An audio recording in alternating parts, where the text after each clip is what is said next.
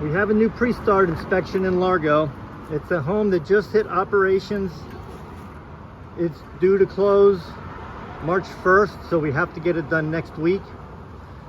The contract does not show the shingle or drip edge color. We do have information that it's going to be summer storm shingles with white drip edge. However, upon inspection, we see the white drip edge may not look good with the black fascia. So I called the seller for my pre-start. He did not know anything about it because he did not select it. I found the buyer's name from the contract and called Chelsea. And she said they were up in the air and she wasn't quite clear what the drip edge was. So I sent her a picture of the home and the drip edge, and she confirmed that she would prefer to have black drip edge rather than white. So this is part of the supervisor's job before he orders materials, and this is the reason for pre-start conversations, not just pre-start inspections. This job also gets gutters. It is not noted on the worksheet, so we don't know how many square feet or where it's going. We do have a dollar amount which can allow us to kind of estimate the amount, but the gutters have not been scheduled and there's no contract with the gutter company. So I've contacted the gutter company and trying to get him here next week so the gutters can be on before closing. Okay, now let's get to the field here. First off, as we know, we get our street views. This is a corner lot on a busy street and a nice quiet side street.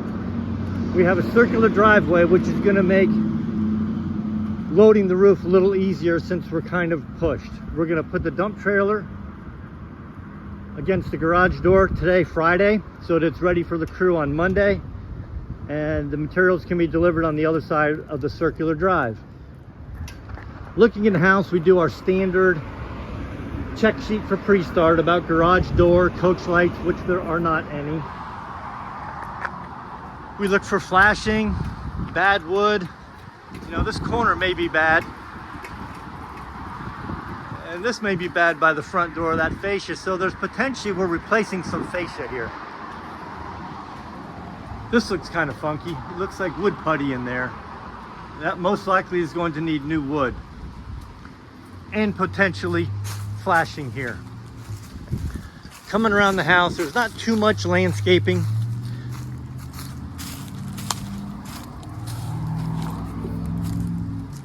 No AC chases going into the attic. Obviously the house is in very good condition, freshly painted. What's this? I see some TPO on the flat roof. That's not mentioned anywhere, but I do know we're going to do flat roof on this house. That flashing there is not good with the nails showing. That will need new flashing. You see there's some sort of a chicken wire there.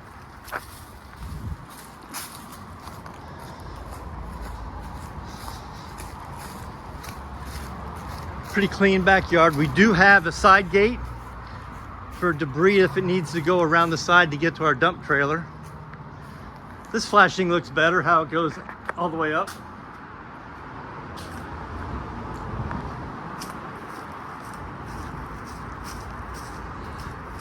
From what I recall, there's only a couple square of flat roof.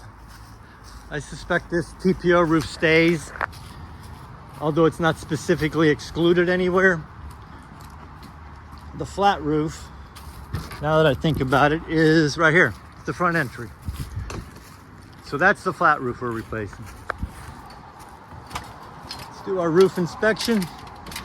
I've checked to see if there's an extra bundle, an extra layer of shingles. It looks like one layer.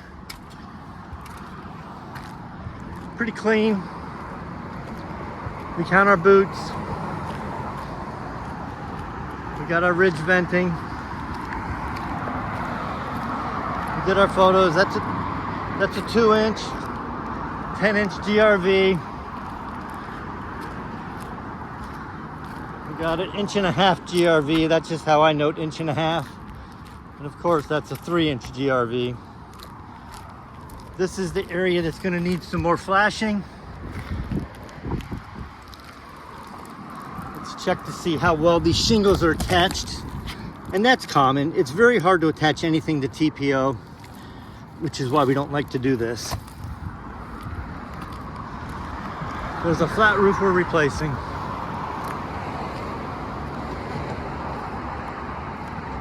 The roof feels pretty solid, but I see a tree. Trees sometimes cause problems, and look at that. The lizard just went in his home, so we know there is some bad decking here.